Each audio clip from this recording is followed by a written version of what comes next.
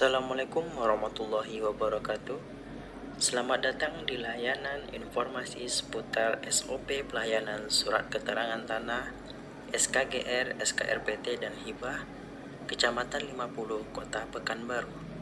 Guna dari penyusunan SOP dalam pelayanan pengurusan surat keterangan tanah adalah untuk mempermudah dalam pelayanan pengurusan surat tanah di Kecamatan 50, Kota Pekanbaru.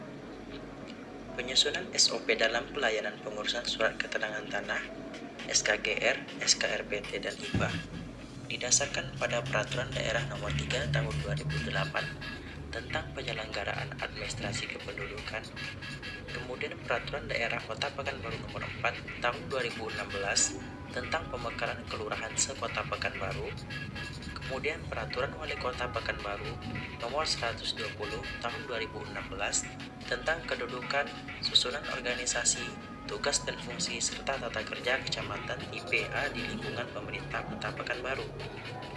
Kemudian Peraturan Daerah Kota Pekanbaru Nomor 7 Tahun 2008 tentang pembentukan susunan organisasi kedudukan dan tugas pokok sekretariat daerah dan sekretariat DPRD kecamatan dan kelurahan di lingkungan pemerintahan Kota Pekanbaru.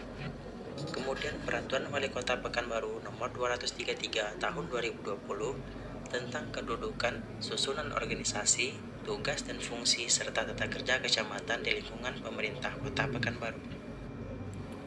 Di dalam SOP pelayanan surat keterangan tanah, dalam pembuatan surat keterangan SKGR, surat keterangan SKRPT, dan surat keterangan hibah di Kecamatan 50 Kota Pekanbaru, terdapat beberapa persyaratan yang harus dipenuhi dalam pengurusan surat tanah.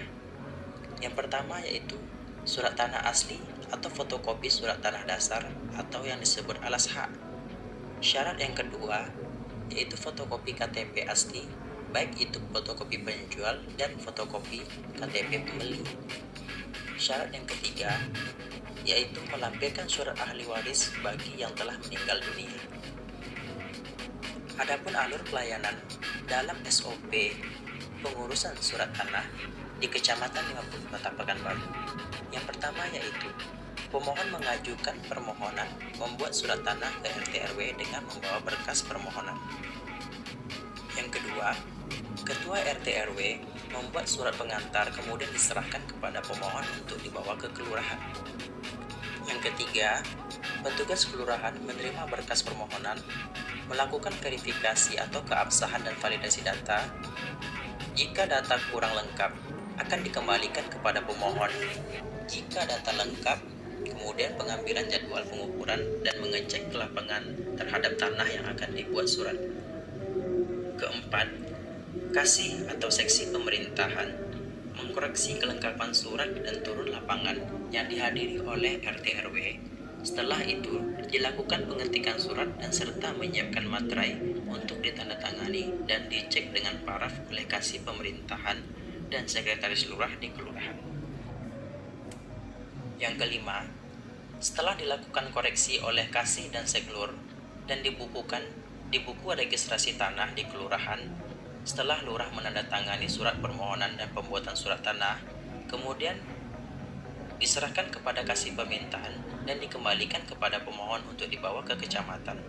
Berkas permohon diarsipkan di kelurahan. Keenam, petugas pelayanan kecamatan menerima permohonan pembuatan surat tanah dan menyerahkan kepada kasih pemerintahan dan berkas permohonan serta melakukan verifikasi validasi data dan diparaf sekretaris camat sebelum dilakukan penandatanganan oleh camat. Ketujuh, setelah ditandatangani dan dibukukan di buku registrasi tanah dan di buku gancap, kasih atau seksi pemerintahan menyerahkan surat tanah kepada petugas pelayanan tanah untuk dikembalikan ke pemohon. Terima kasih telah mendukung layanan informasi Kecamatan 50